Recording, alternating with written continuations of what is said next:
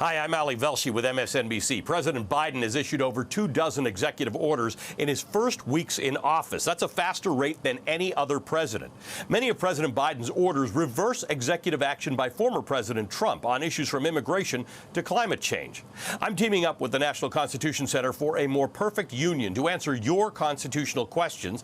And joining me is Jeff Rosen, the president and CEO of the National Constitution Center. Jeff, give us the history of executive orders. Are President Biden's actions constitutional?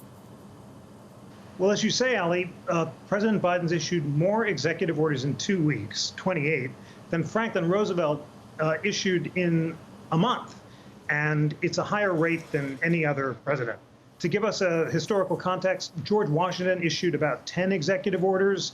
The number spiked to about 50 under Lincoln. It went down. Then it went up to 1,000 under Theodore Roosevelt and Woodrow Wilson, up to 3,000 under Franklin Roosevelt, but it settled into about 300 over 2 terms for Presidents Clinton, Obama, and Bush. President Trump issued 255 in just 1 term, so the number's been going up. Now, what is an executive order? It's an order issued by a president that can have the force of law, but it's based on authorization from Congress. So when the president acts with explicit congressional authorization, his power is at its height.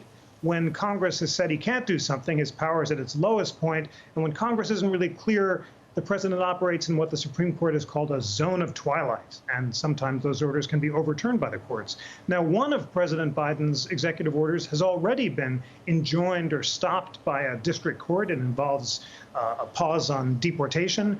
And that just reminds us that executive orders are more vulnerable to being legally challenged than ordinary laws. Judges can overturn them. If a president really wants to be sure that his successor is not going to overturn an executive order or a judge won't challenge it, better to get Congress to act. But of course, now that Congress is so polarized, presidents are increasingly deciding that ruling unilaterally by executive order is the best that they can do.